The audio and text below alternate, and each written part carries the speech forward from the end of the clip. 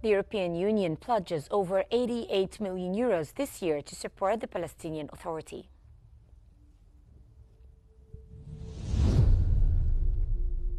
Israel says it acted independently in striking Gaza.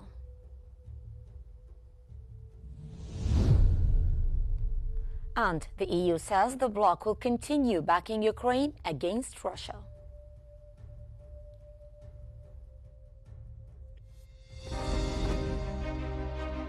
And then, of course, we have the host tonight, and I just want to thank you very much. It was a reason we chose Egypt, because you were very helpful, and very, very helpful. Everybody wanted to have this, but we really thought it was appropriate, and you are a great leader.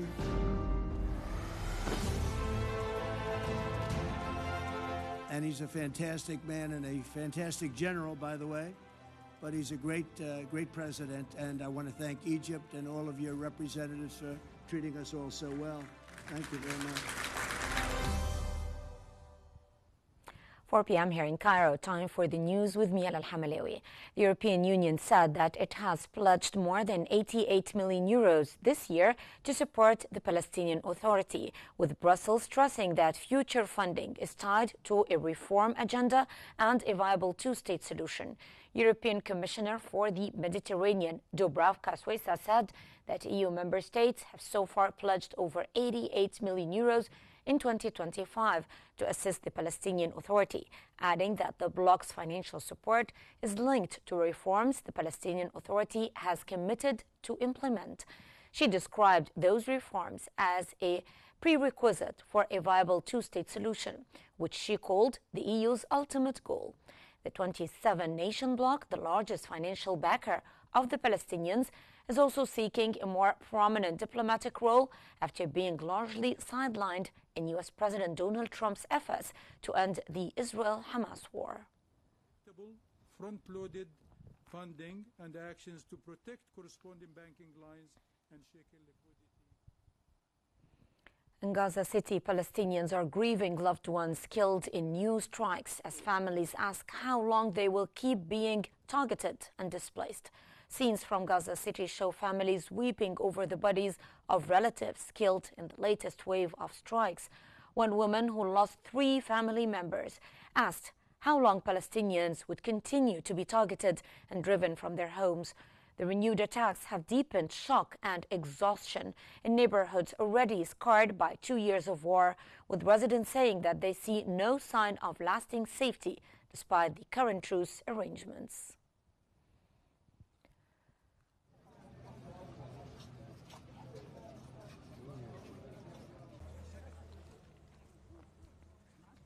Meanwhile, an Israeli government spokeswoman said that Israel made the decision independently to strike the Gaza Strip after one of the deadliest days since the October 10 truce and new attacks on Hezbollah in Lebanon. In a briefing, Israeli government spokeswoman Shosh Bedrosian said that Israel decided on the latest strikes on Gaza independently, without specifying further, as casualty numbers rose from attacks that local officials called among the deadliest since the truce took effect on October 10. The strikes came just hours after Israel also announced a series of attacks on Hezbollah targets in southern Lebanon, despite a nearly year-long ceasefire there. The twin escalations on both fronts are fueling concern that the fragile arrangements in Gaza and along the Lebanese border could quickly unravel.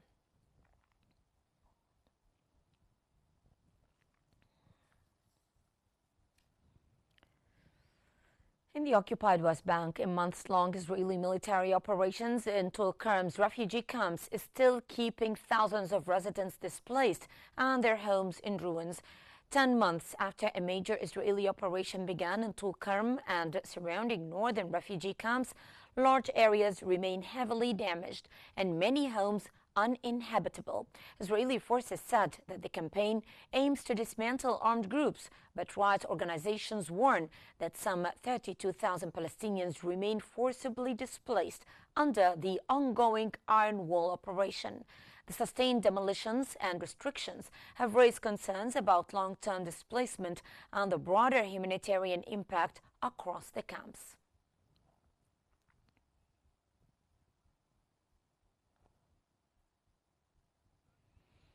And for more analysis, we now move to Mark in our newsroom. To you, Mark. Thank you, Helen. Yes, we're now joined from Cairo by the international relations expert, Dr. Mohammed Osman. Thank you very much for being here with us. So the EU has pledged 88 million euros to the Palestinian Authority, and it's tied that to reform. What leverage do you think that the EU is trying to get from the Palestinian Authority, and how is the Palestinian Authority reacting? I cannot hear anything. I believe you're not hearing us right now. Hopefully we can reconnect with Dr. Osman in just a few moments. I believe he's not. I can hear you now, Mark. Yeah. Oh, you can hear me now, Dr. Osman. That's good to hear. So the EU is pledging 88 million euros to the Palestinian Authority, tying that to reform. What leverage is it hoping to have? Thank you for having me, Mark. Of course, the European Union is interested once more in pushing for the two-state solution. And the two-state solution, according at least to the European stakeholders, necessitates that certain reforms be carried out in the Palestinian Authority, or so they condition their aid on that, basically. And the Palestinian Authority, in kind, has pledged to the international community that it will undertake reforms in the future that will make it more capable of governing an independent Palestinian state that they seek to secure. Basically, the state has wide recognition globally, yet, of course, it never materialized on the ground due to Israeli occupation. However, on the other hand, I find, and also, of course, this European aid comes at a time where the Israeli authorities or the Israeli occupation authorities are stifling the funds of the Palestinian Authority, trying to squeeze them out and make them basically inept administratively, unable to govern the very few areas in the West Bank that are actually under their control. And also, and of course, this comes in within a wider trend of Israeli harassment of the Palestinian Authority in general. Some members of the Israeli government even call the Palestinian Authority a terrorist organization, despite it being the internationally recognized representative and government of the Palestinian people. So, of course, it is a good sign that the Europeans are pledging such aid. However, of course, this aid is completely insufficient in order to help the Palestinian Authority maintain its cohesion and effectiveness as a governing force. Okay, and let's go to the latest strikes on Gaza, one of the deadliest days we're hearing. Israel says these strikes were decided independently. What are they trying to signal by that? Well, they're trying to say that we can do whatever we want, that we require no permission from the United States to undertake any of our actions. Basically, the Israelis have been very defiant in their tone when it came to their latest escalation in Gaza and their incessant violations of the ceasefire. However, of course, I believe that such statements are made for public domestic consumption in Israel. Israel would not dare take such a course of action without the consent of the United States. It seems that the United States acquiesces or agrees to Israel's behavior in this regard, under the pretext or under the justification that the Palestinians are not being flexible enough at the moment. The Palestinians are basically bending over backwards, Mark, to maintain this calm in the Gaza Strip and to pressure convince the Americans to rein in the Israelis. However, even to the Americans, that's not enough. Netanyahu is adamant that the war is not over, that even though there is a ceasefire at the moment, the war will not officially be over before any perceived threats to the state of Israel are dealt with. And of course, he conditions that on the complete disarmament of Hamas, something that cannot be actually measured, because everyone in the Gaza Strip is armed. Everyone has a rifle and a pistol at home, and most of Hamas's actual military-grade weapons, anyway, have been destroyed over the course of the war. So this is basically a justification that the Israelis are using in order to always maintain the option of resuming hostilities at some point. The conflict in Gaza is approaching a deadlock, or the ceasefire rather. The conflict is rather being frozen and managed rather than being resolved, unfortunately. And I think this is a very comfortable equation for both the Americans and the Israelis. Now, with these new civilian deaths in Gaza during the ceasefire, does Israel really know what the word ceasefire means? And is the United States going to do anything about this? The U.S., of course, can do anything if it chooses to do anything. The United States, if it chooses to pressure the Israelis to stop them from violating the ceasefire that way, they can. However, they choose not to, unfortunately. The Americans are playing a balancing act, or what they believe is a balancing act.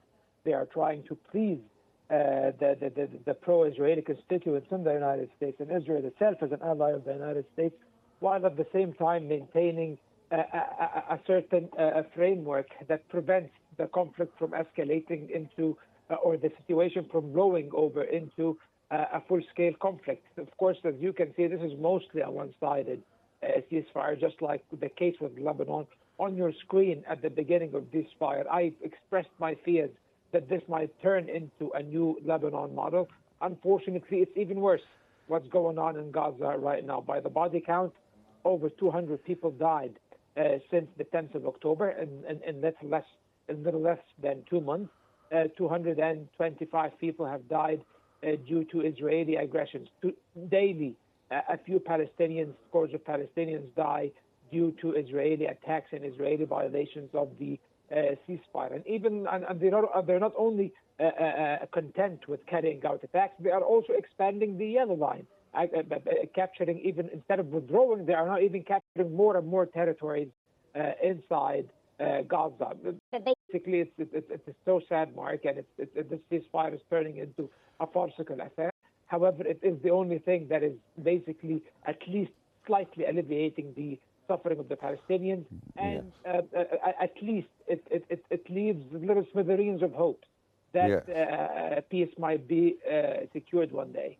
Yes, it's reduced the numbers somewhat, which is not much comfort for the people of Gaza, of course. But let's come on to Lebanon. As you mentioned there, nearly a year of this so-called ceasefire, and the front is now fraying more than it was before. What specific steps could prevent spillover while diplomacy in Gaza as well proceeds?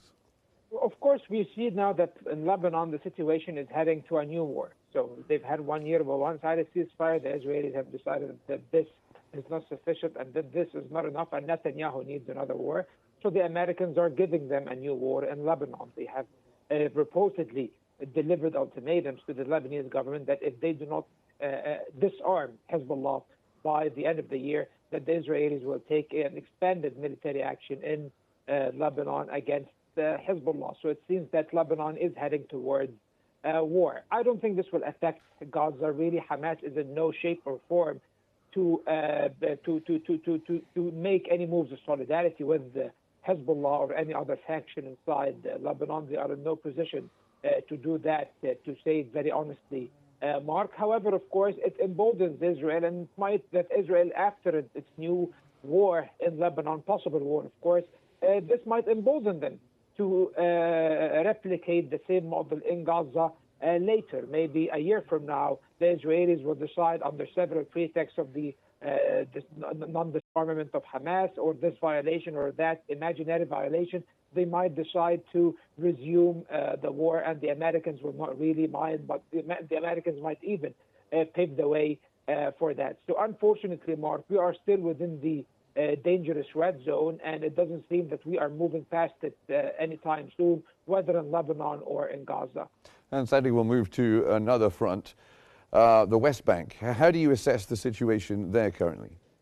The settler violence is being left unchecked. Israeli raids and military operations have become an almost weekly occurrence right now. People are dying. People are being displaced also. It's as if they are turning the West Bank into another mini war zone. A silent zone of slow displacement and ethnic cleansing is taking place in the West Bank over the past years. without the media noticing much about it, because basically it's gradual, it's slow, and it doesn't have as much sensation and explosions and bloodletting as the situation in Gaza was. However, that does not make it any less dangerous. The Israelis have been adamant that they will not allow the establishment of a Palestinian state, and this is not a statement just for domestic consumption. This is the conviction of the Israeli political class, regardless of who. It's not a Netanyahu problem, it is an Israeli problem. And it seems that they are doing everything they can within their power in order to erode any foundations for a possible Palestinian state. And one of that is by continuing the violations in the West Bank and depopulating parts of the West Bank and resuming the ethnic cleansing and also the land acquisition and the illegal settlement. Well, thank you very much for joining us, Dr. Mohammed Osman, international relations expert, joining us from Cairo. Thanks very much for giving us your assessment. And it's back to you, Hella, in the studio. Thank you so much, Mark. Moving on with our news bulletin, Israeli occupation forces have deployed across Nablus during a raid in the occupied West Bank city, with local medics accusing troops of storming shops and a mosque and assaulting residents. Armored vehicles and soldiers spread through several neighborhoods of Nablus as the Israeli army carried out a new raid in the West Bank city. A medic at the scene said that troops stormed numerous shops, assaulted people, and entered a mosque, adding that commercial property had been vandalized during the operation. The raid comes amid a series of near-daily incursions across the occupied West Bank, fueling growing tension between Israeli forces and local communities.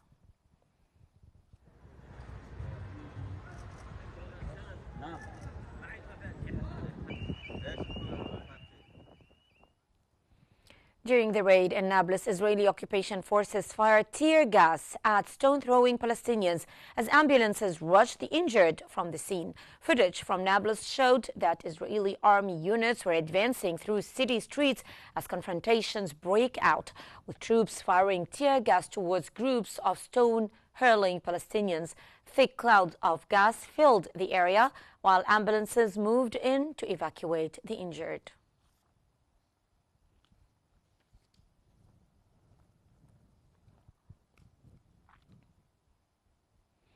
In the occupied West Bank, mourners have buried two Palestinian teenagers killed by Israeli forces near Ramallah during an overnight raid amid a surge in violence across the territory. Crowds in Kafr Aqab near Ramallah accompanied the funerals of two Palestinians aged only 16 and 18 after the Palestinian Health Ministry said that they were shot by Israeli forces during an overnight raid and later died of their wounds. The local media reported that troops deployed through the town streets and on rooftops before opening fire. The Israeli army referred questions to the border police, which has yet to comment. While the October 10 ceasefire has largely halted fighting in Gaza, the West Bank has seen rising tensions, tighter military restrictions on Palestinian movement, and an escalation in settler attacks.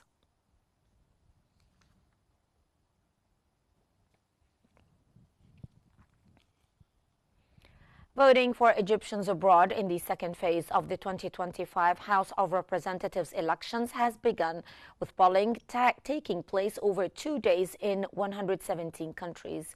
The second phase of the 2025 parliamentary elections covers the governorates of Cairo, قليوبية, دقهلية, منوفية, غربية, كفر الشيخ, شرقية, دمياط, Port Said, Ismailia, Suez, North Sinai, and South Sinai. Egyptians residing abroad whose home governorates fall within this phase are eligible to cast their ballots at embassies and consulates around the world as part of their constitutional right to take part in choosing the new House of Representatives.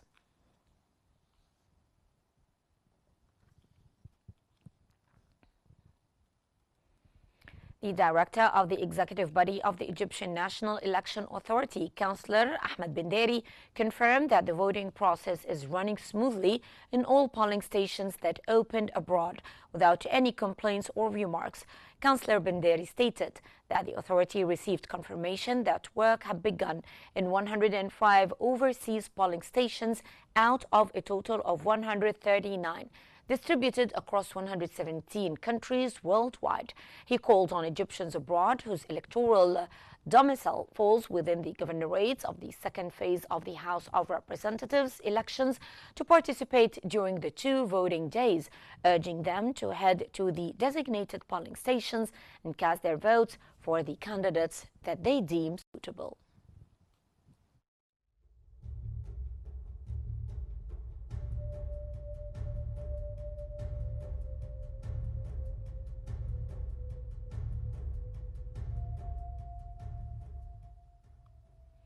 Moving on to Syria, where media reports said that Israeli forces have advanced into a village in northern Quneitra as the Syrian army sends reinforcements to the Raqqa countryside after Israeli operations inside Syria. According to Syrian reports, Israeli forces pushed into the village of Said al-Hanoud in the southern countryside of Quneitra.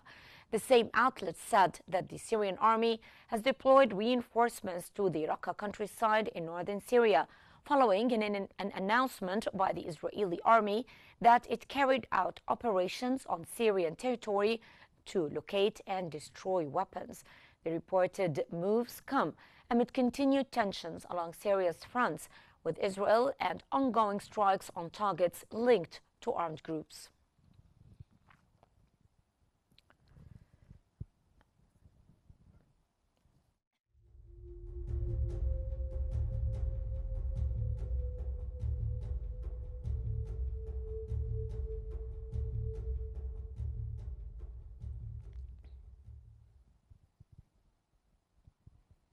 Lebanon's army commander Rudolf Hakel said that the plan to extend state authority across all Lebanese territory is moving ahead on schedule and requires the highest levels of wisdom and deliberation.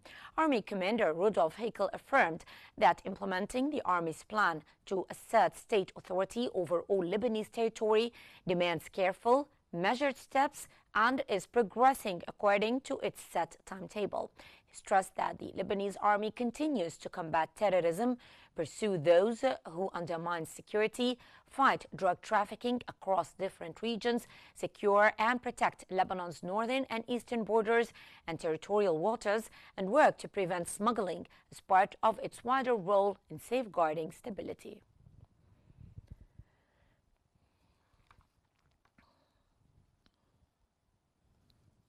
Lebanese President Joseph Aoun has met commanders of the Army's South Litani sector in Tyre as Lebanon reinforces its presence near the Israeli border under a U.S.-brokered ceasefire.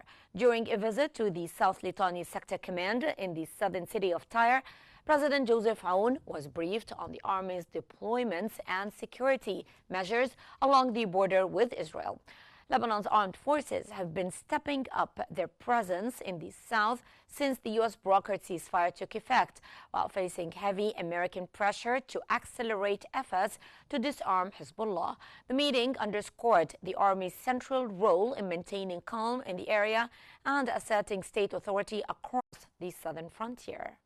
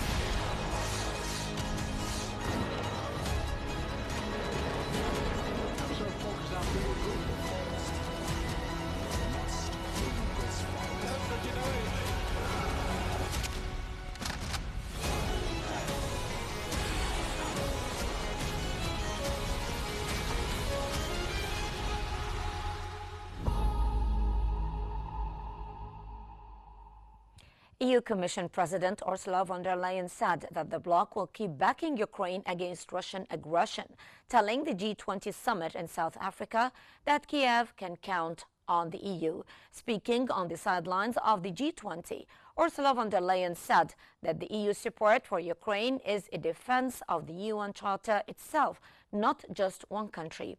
She noted that the bloc has imposed 19 sanctions packages on Moscow, which she said are fueling high inflation, rising interest rates, and an overheated war economy in Russia.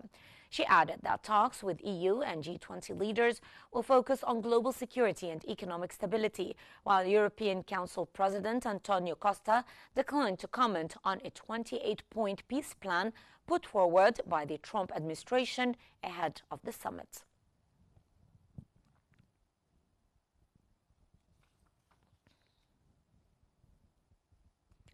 The Kremlin said that it has not yet received an official 28-point U.S. peace plan for Ukraine, but insists that Russia remains open to talks as its forces push forward on the battlefield. Kremlin spokesman Dmitry Peskov said that Moscow and Washington are not yet discussing the U.S. proposals in detail, but confirmed that contacts are underway and that Russia is completely open to peace negotiations.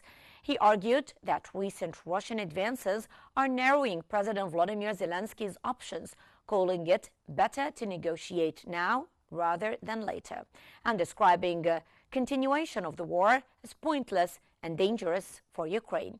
Kiev said that it has received the U.S. plan and is studying it, with Zelensky writing that Ukraine is ready for constructive, honest, and prompt work without commenting on the content.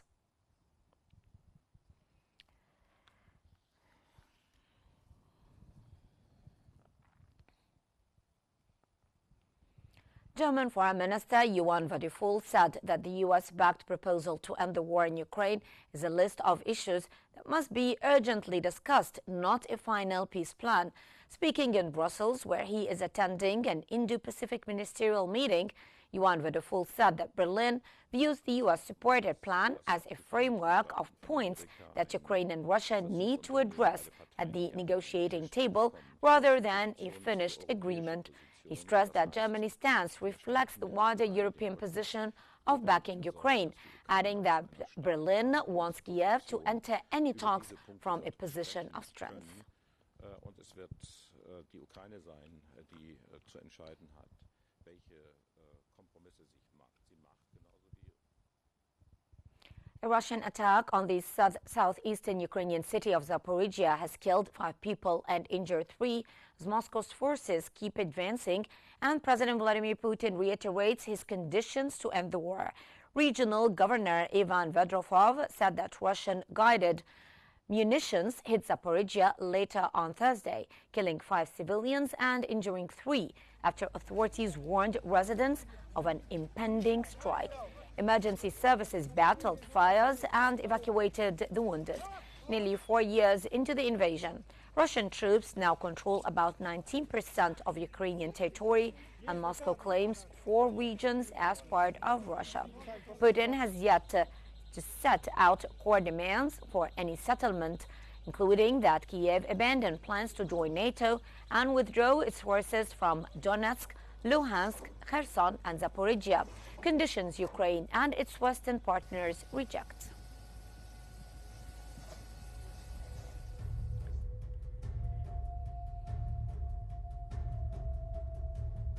And that brings us to the end of our news bulletin. But before we wrap it up, here is a recap of the top stories making headlines this hour. The European Union pledges over 88 million euros this year to support the Palestinian Authority.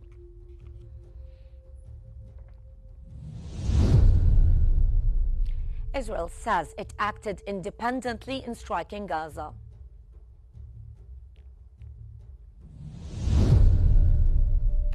And the EU says that the bloc will continue backing Ukraine against Russia.